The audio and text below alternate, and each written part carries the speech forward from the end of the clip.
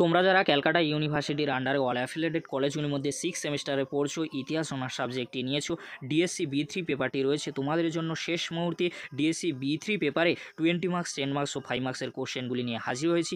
শেষ মুহূর্তে এই কোশ্চেনগুলি তোমরা একবার হলেও দেখে যাও, এখান থেকে তোমরা সমস্ত কোশ্চেন কমন পেয়ে যাবে। প্রথমে তোমরা দেখে নাও মার্কস 5-এর জন্য গুরুত্বপূর্ণ কোশ্চেনগুলি। ফার্স্ট কোশ্চেন, সিমনোসেকির সন্ধির শর্তগুলি লেখো। কোশ্চেনটি 100% কিন্তু এক্সামে আসবে। যদি কোশ্চেনটি না আসে তাহলে তোমরা ইঙ্গো জাপান মৈত্রী চুক্তির প্রেক্ষাপট বা তাৎপর্য লেখো। এই কোশ্চেনটি তোমরা এক্সামে কমন পেয়ে যাবে। নেক্সট কোশ্চেন, প্রাক পুনঃস্থাপন জাপানের ডাইমো শ্রেণীর ওপর টিকা লেখো। কোশ্চেনটি খুবই গুরুত্বপূর্ণ মার্কস 5-এর জন্য। যদি কোশ্চেনটি তোমরা এক্সামে কমন না পাও তাহলে তোমরা 1930 এর দশকে জাপানে অন্ধকার আচ্ছন্ন বলা হয় কেন, কোশ্চেনটি তোমরা এক্সামে কমন পেয়ে যাবে। জাপানের ইতিহাসে 1853 খ্রিস্টাব্দের তাৎপর্য ব্যাখ্যা করো। কোশ্চেনটি মার্কস 5-এর জন্য খুবই গুরুত্বপূর্ণ। কোশ্চেনটি এক্সামে আসার সম্ভাবনা প্রবল রয়েছে।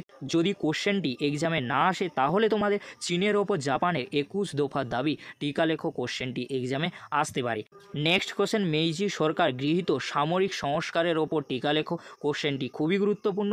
সাতসুমা বিদ্রোহ টিকা লেখো। এই দুটি কোশ্চেনের মধ্যে একটি কোশ্চেন মার্কস 5-এর জন্য এক্সামে আসবে। 1858 খ্রিস্টাব্দে স্বাক্ষরিত হ্যারিস চুক্তির শর্তগুলি লেখো। জাপানে পার্ল হারবার আক্রমণের ওপর টিকা লেখো। দুটি কোশ্চেনের মধ্যে একটি কোশ্চেন মার্কস 5-এর জন্য অত্যন্ত গুরুত্বপূর্ণ।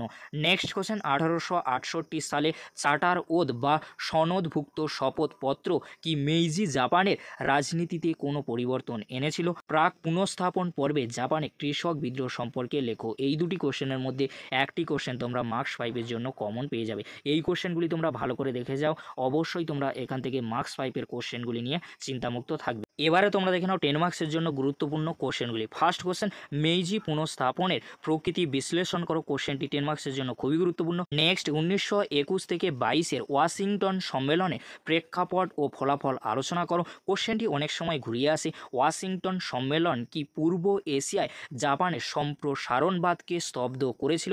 এই যে কোশ্চেনটি, এই কোশ্চেনটি 10 অথবা 20-র জন্য আসতে পারে। এই কোশ্চেনটি এক্সামে কিন্তু 100% আসবে। 1930 এবং 1940-এর দশকে জাপানে সমরবাদের উদ্ভবের ইতিহাস সংক্ষেপে আলোচনা করো।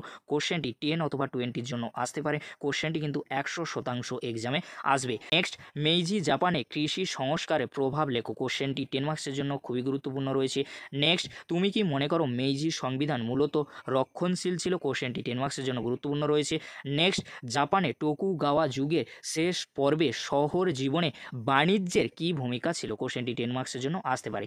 এবারে তোমরা দেখে নাও 20 মার্কসের জন্য গুরুত্বপূর্ণ কোশ্চেনগুলি, যে কোশ্চেনগুলি এক্সামে আসার সম্ভাবনা 100% রয়েছে।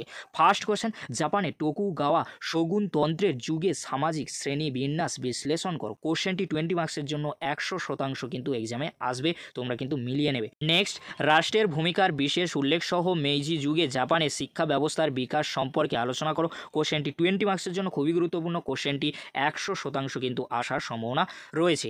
নেক্সট কোশ্চেন, মেইজি জাপানের অর্থনৈতিক বিকাশে বেসরকারি উদ্যোগের ভূমিকার মূল্যায়ন করো। কোশ্চেনটি কিন্তু 20 মার্কসের জন্য খুবই গুরুত্বপূর্ণ রয়েছে। কোশ্চেনটি এক্সামে আসার সম্ভাবনা প্রবল রয়েছে।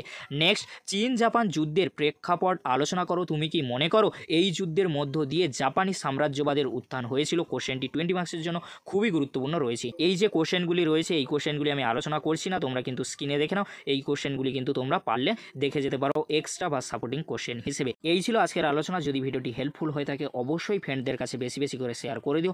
আজকের এতটুকু। পরবর্তীতে তোমাদের জন্য খুব তাড়াতাড়ি CC13 আর CC14 পেপারে লাস্ট মিনিট এসে কি কোশ্চেন উইথ অ্যান্সার নিয়ে চলে আসবো। ভিডিওটি দেখার জন্য তোমাদেরকে অসংখ্য ধন্যবাদ।